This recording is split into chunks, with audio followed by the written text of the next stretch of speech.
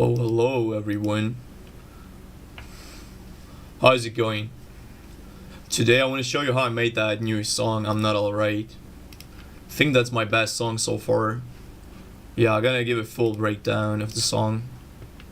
Step by step, how I made it from scratch in FL Studio.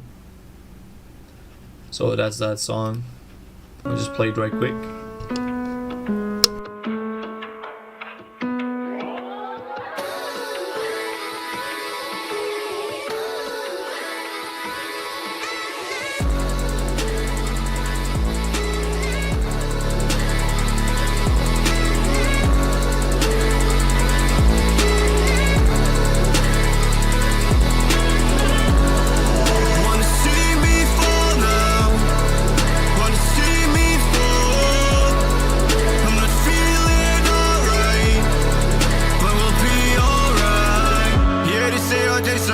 But we counted on each other. Why you looking down on me, aiming for the top? All I'm trying to say, I was straight falling down. There's no way I drown, I go make it out. Shoot my shots at the top, now you're lost in the road. And I crossed all those lines while you try to take me home. I was trying to get involved. Yes sir, so that's that thing. Yeah, let's just go straight into it. There's a lot to unpack here. Even though it's a simple beat, kind of like a simple song, the devil is in the detail, right? So there's a lot to see. Cool. So I made that on stream. Like all my songs, I made it live on stream, and therefore I kind of decided together with my community where to go and what to do. So usually I make the beat first, live on stream, then I write down some bars, then record. Yeah, so let's start with the beat. I remember we started with drums this time around, like a drum loop. Something very unusual, I kind of never do that, I don't know. And it was this little drum loop here.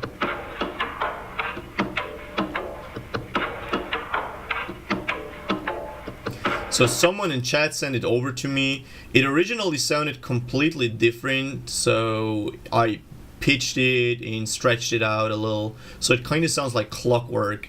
I don't know why I opted for that sound, because it kind of sounds weird, I'm not gonna lie. So on its own, it's like a weird sound.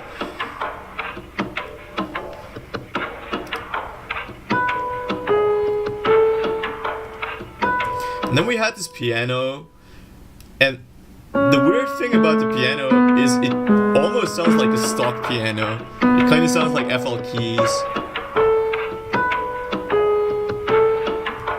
So first we played at lower octave. Very simple, so not even syncopated, nothing. We made that thing so quick that I kind of forgot to syncopate it. I feel like I would change it today, but maybe not, I don't know. It kind of sounds robotic in a good way. I want to show you guys the instrument so you know what it's about. I think it's Piano in Blue by no, actually it's Chroma Upright, crazy, by Sonic Culture.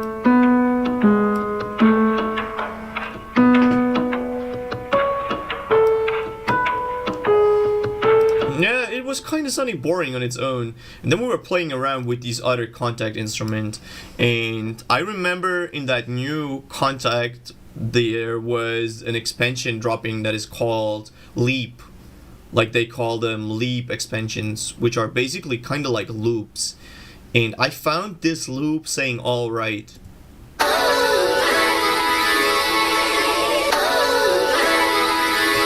So in the beginning it kind of sounded like this, so without mixing. So that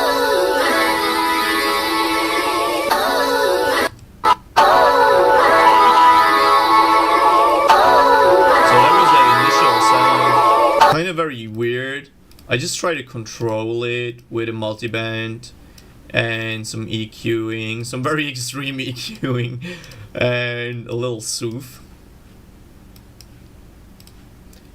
And for the instrument inserts, I kind of used the de-stressor, a decapitator. We were thinking about a grow speed. I can remember we wanted to utilize a grow speed to make it more complex, but we didn't really do it, right? And then when we hit the drop, I remember that I added these chords to the piano progression that we already had.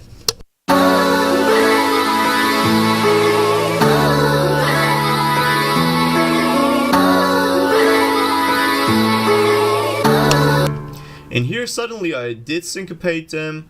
I did play around with the quantization and strumming for these chords. Yeah, here suddenly it sounds very beautiful and I don't know, like let's say human-made piano. On top we added this lead from Serum. Oh, my bad. Is that one?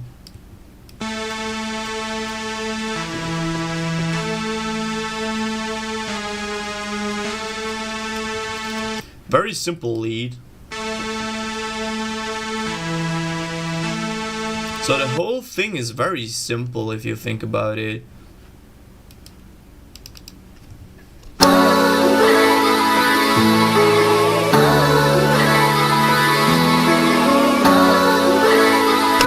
But since it kind of sounds sad, so everything sounds so sad and melancholic, I decided to have the vocal say something else. So I added these vocal chops that say I'm not. So what she says here is I'm not, and then it kind of goes to I'm not alright.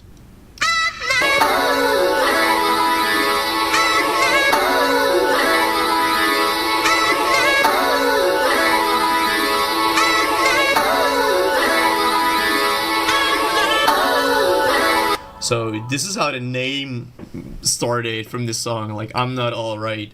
Then we played around with these vocal chops. Like, I don't know, like I wanted the vocal to seem a little more playful, sort of.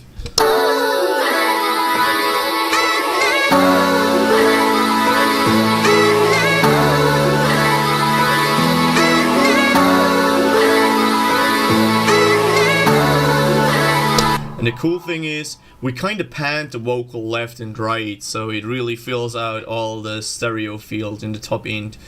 And the cool thing is, soon as we hit that 808, so that's a very simple Rage 808, following the chord progression, I already knew that's gonna make it on my first EP.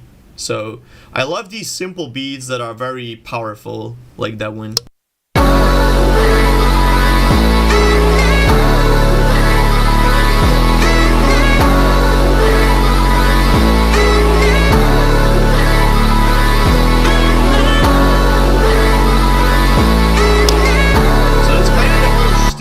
If you get me, for the beginning. Yeah, let's move to the drums, maybe show those to show you that simplicity is key sometimes. And yeah, like I just blasted the hi-hats, completely normal hi-hat blast, nothing to it, did not change anything, just cranked up the volume. Kick, very simple kick pattern, cranked up the volume. Basic ass snare pattern, crazy. So super simple, super effective.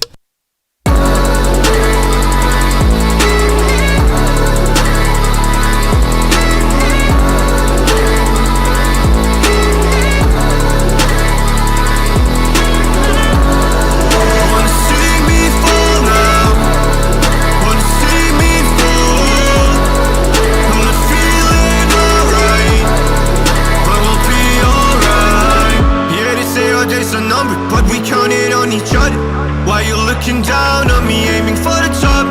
All I'm trying to say, I was straight falling down. There's no way I drown, I go make it out. Shoot my shots at the top, now you're lost in the road. Okay, so in the verse, there's a little variation here. Oh, my guy, Cake, haven't seen your message, was good, bro. I'm just breaking down my new song live on stream. From the stream back to the stream. Yeah, like the cook-up stream was like an hour long or something. I just wanted to make a small video where I showcase everything that I did here very quickly. Okay, let's go to that verse. So in the verse, the only thing that changes, the drum loop comes back for some swing. Then we have bass, a different bass.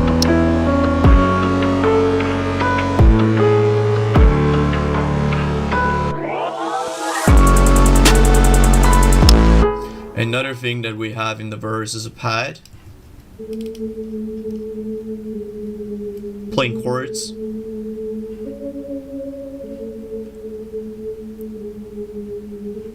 Kind of like chords as some little overtone in addition to the piano. You know, like a pad and a piano. Probably the best combo you can have.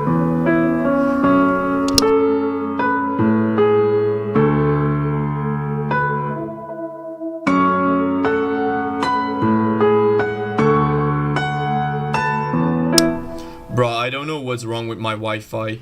Oh, maybe it's on my end. Let me just check my stream health. No, it looks good. It looks good. Stream is healthy. We got people in here. Oh, I appreciate it. A lot of people watching. Cool, cool. So I've been asked a lot how I made that. I posted that shit. I remember posting that shit on Reddit. It got hella likes.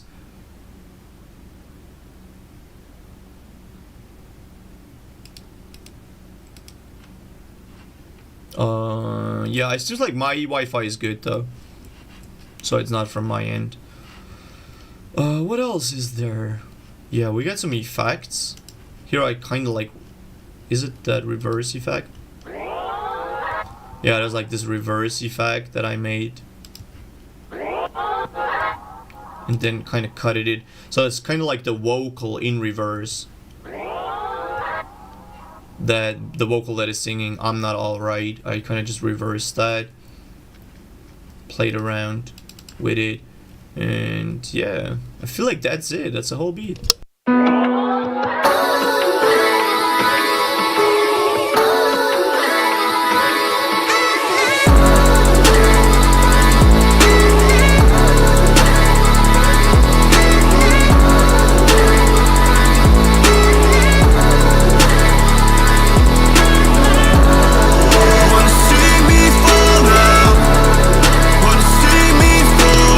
I feel like the crazy thing, so the actual crazy thing on this song happens under the hood because of all the mixing that I got going on and the structuring, cause I that as got this song to hit. So on the full master file, I master on a different file. I can show you that. On that master file I made it hit -4 LUFS, or even less, which is crazy. Let's see what it hits here.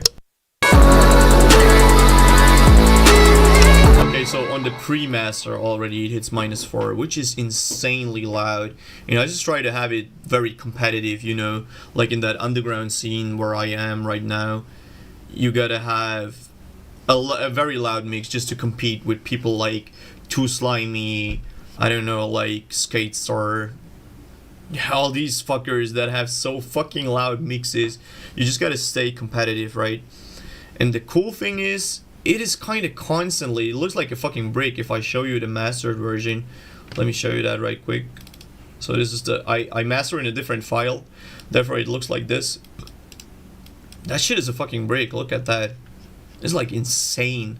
So the real magic kind of happens on the engineering side, where I try to keep it as good as I can, right? I still have those dynamic peaks, so whenever the kick hits, I still have this little sense of dynamic you can see here. Yes sir, I can walk you through that master. I'm gonna do that so I show the full thing, or maybe the vocal. I don't know if you guys want to see how I mix my vocals. Wanna see me fall now, wanna see me fall. I'm not feeling alright, but we'll be alright. Yeah, they say our days are numbered, but we counted on each other. Smiling as the sky, so steady in my mind, holding on to what's left. Thought to say was my last, making my bad and mistakes of the past. I was staring down the barrel, I was staring at the bottom. Say very well, fall just like autumn. No, I'm not feeling alright, but hard times they go by. Put my life on the line.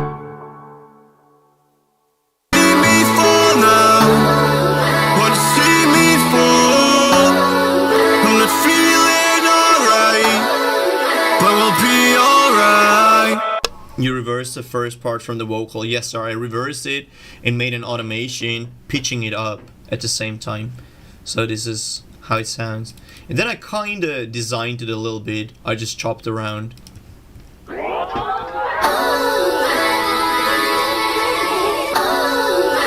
the same is true for this vocal. Wanna see me fall now? Wanna see me fall? I'm not feeling alright, but we'll be alright. Yeah, they say our days are numbered, but we. Yes, sir. Yeah, I'm gonna show you the master. So this is the last thing that I'm gonna show. Fire.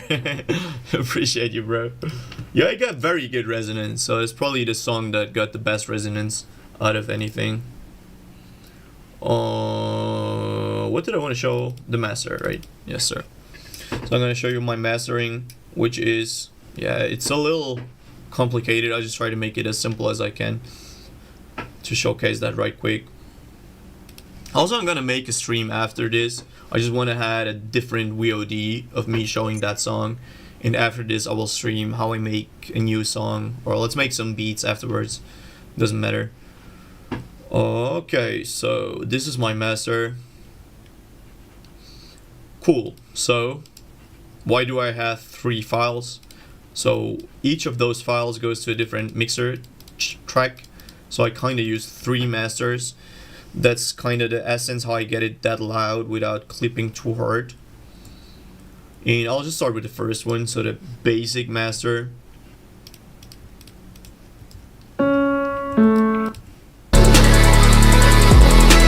Yeah, I started with a pre-master, so unmastered it sounds like this.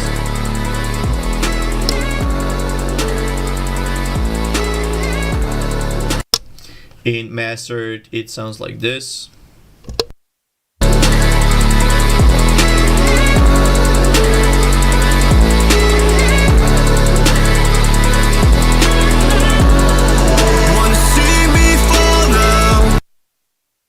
Cool, so let's see. The first thing that I did was opting out for 2-bus compression.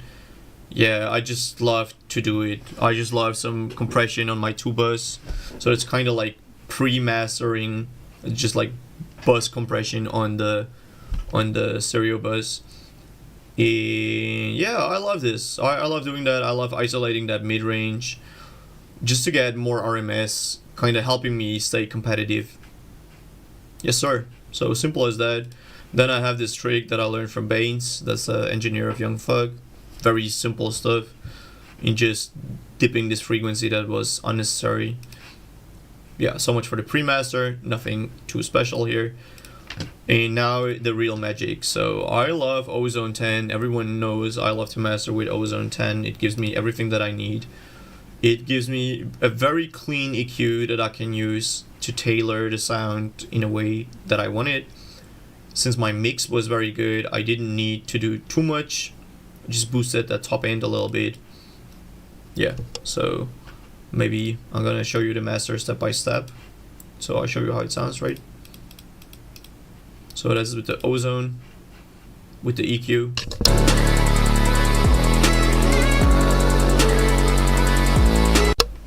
That's Ozone Premium EQ. Ozone Premium EQ? What you mean with Premium EQ? I think like the EQ in Ozone is free, actually. If you mean that, like a paid version. Because that EQ is actually free. The equalizer should be free. At least it was free. I don't know if it's still. Yeah, so it's kind of like a very transparent EQ from how it's acting. But I don't want to go into... because there are 2 EQs. Yeah, maybe you mean the dynamic EQ. That's kind of like the other EQ. So you go see. Oh no, maybe you mean the EQ 2 module. You mean that one, right? Equalizer 2. But that's kind of like the same unit. If I remember correctly, it's kind of like the same unit. Should be the same unit, yes sir. You can just tailor it to your liking. That's exactly the same. So there's as far as I know, there's no difference between those two. It's just like 2 stages of EQing if you need them. Okay, next thing is the impact module. I'm not gonna go into too many nerdy details what all these things do. I'll just keep it simple so that kind of controls your transient response. kind of very simple stuff that I'm doing here. I don't want to like squash it too much on this tool. Cool thing is you can kind of delta it. You can listen to the delta. Here you can really hear, okay, it's basically just the mid-range again that I'm targeting. That's like the magic trick that I do. Try to get that mid-range really up. Really have it very pronounced. Then dynamic EQ, getting rid of all these ugly frequencies. If you clip a lot, if you make a lot of these underground music and you still want to retain a clean signal, you might want to clean it up. It also do like multi-band compression. The EQ? Oh, that one, you mean, oh, that one, okay. Kinda, yes. Kinda, yes. Kinda does that. But it's kinda like more of a, it's like, yeah. Yeah, it is kinda like an impact. I don't know, how would you call that thing? I would not call it a compressor necessarily. Is there a way how they describe it? Impact presets. Is there a way to show that? No. Yo, sup? Transient shaper. Here we go. My guy comes in and has the secret sauce. Yes, sir. It's a transient shaper. That's what I would call it. Yes, sir. Exactly. Exactly. Dynamic EQ. We had that. Also, I try to control those heavy hi-hats because you can overdo it very easily with those very sharp hi-hats, especially if you blast them like I do. So actually the full song is blast on the hi-hats. And here I consistently control them and get that top end of the snare down too. Last thing, the imager, opening up the stereo field a little, monoing the low end. I don't know, it's like an old school approach, but I kind of tend to make my music sound like it's a mixture from old school techniques, like trying to have a very clean industry master while still having that underground energy. So it's kind of like my hybrid approach to things. So yeah, I just try to make it perfect, like a mathematically perfect stereo image. It's usually what I try to hit. So let me show you that. Yeah, it was like the closest I can get it. If you want to know what a good stereo image kind of looks like, it goes more, so the higher you go in frequency, the more the stereo image opens up, and the very top kind of closes again, like a kebab thing.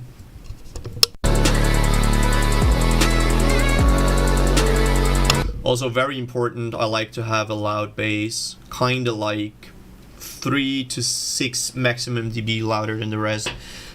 And I kind of want to have a flat mix, since I'm still like a sucker for these old school, these popish mixes or whatever, like these mathematically perfect mixes, like trying to stay very flat on those. Yes, sir. Okay, so I'll keep it up. I was experimenting with different saturators. I didn't like the decapitator, therefore I took the black box. Black box doing black box stuff. Then I had one more balance EQ, which I kind of use to tame harsh frequencies, and on the other hand I use it like a gain tool to press it against my clipper. Though this clipper is kind of like a boost, more of. How much true peak should it be? How much true peak you should master to, you mean? I don't know, I heard a lot of time they want to have 0.02 or 0.2, that's the way, right? Minus 0.2. Some say minus 0.5. Some say minus 1. I don't know, I just try to stick with the 0.2 from my part. But here on that one, I was not aiming for no true peak. So here I was not giving a shit. Kind of kept it very dirty, but we'll get there. We will get there. Usually, let's say I make a pop mix for a client or what, I try to hit those 0.2. Yeah. But since I was not mixing for a client and mixing for my EP, I just smacked that fucking signal. Cool, next thing is this very special EQ that I use on every master actually, which kind of just centers kick in 808. It gives it a little space in between and kind of controls some transient information. Like this one, this little band that you see here kind of gives me some expansion on my top end, and that's the reason why you see on my clipped signal, if you can remember when I showed you the master, you can still see some slight transient information, and it comes from expansion, from very slight expansion on the top and the low end, which is crazy. Like, it's a crazy trick to still have a sense of dynamic while having a completely squashed signal, which is crazy.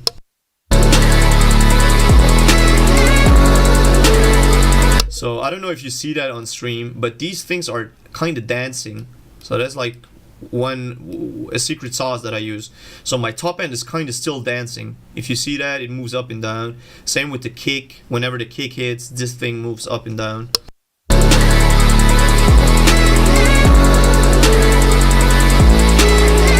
Thing is, you gotta be careful if you do that. So boosting your top end at that stage might be very problematic. Yeah, but for me it worked. So if you gain stage properly, you can do it. This thing is kind of getting rid of some snare information because I felt the snare was still too loud, and I wanted to take care of it on the mastering because I only dipped it for 1 dB on the impact. Yes sir. Then I go for the second clipper. I like to clip kind of 2 times. One is boosting, one is clipping. Yeah.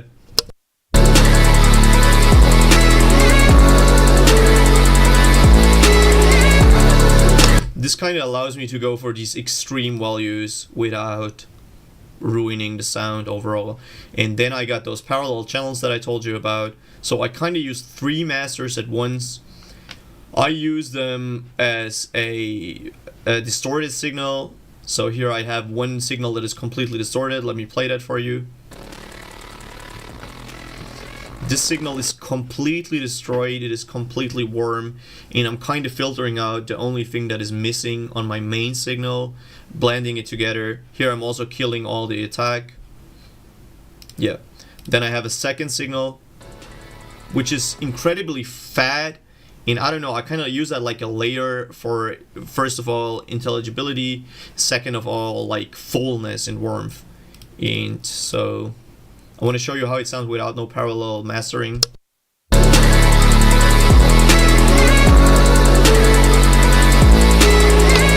And with parallel mastering, it sounds like this.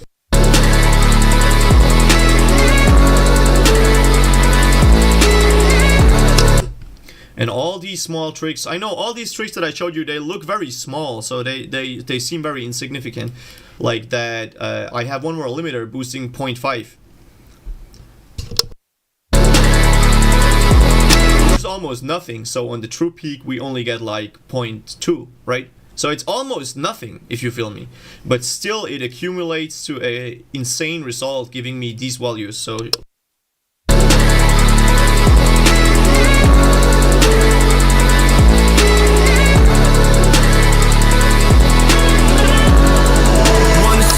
the cool thing is I could even go more extreme. I could, you know, like if you're familiar with a lot of underground acts these days, they go for extreme values. So if I think of Jane Remover, Too Hollis, Too Slimy, Che, Netspin, I don't know, like all these underground guys, they clip extreme. So I could have clipped it even harder.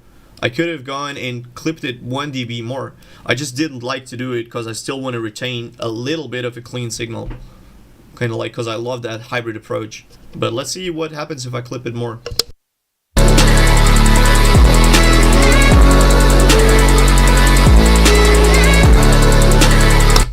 Okay, very loud signal, but it's still sort of clean, if you feel me. I could clip it more. I could go like probably 4.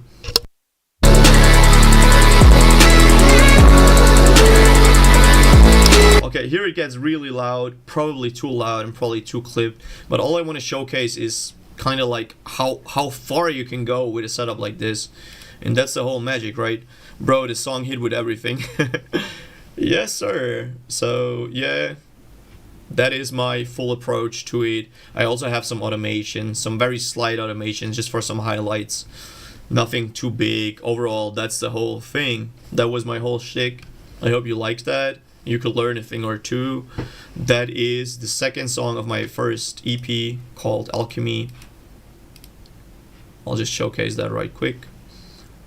So if you go to my channel, First off, you go find the song here with a brand new lyric video that I made. Brand new lyric video. Yeah, it's some crazy stuff. Go watch that. Go check that out. Yes, sir. Also self-made. So lyric video is self-made. The one I wanted to show is that's my new EP, Alchemy, and we are on the second song, I'm Not Alright. I'm gonna hear watch. Okay. In that way, I will leave you guys for now. I'm gonna take a short break of 15 minutes, and then I will come back for a new stream. We're gonna make some beats or some new songs, right?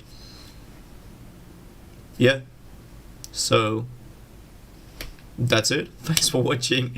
I hope you could learn something, and we go see each other in 15 minutes. Goodbye, guys.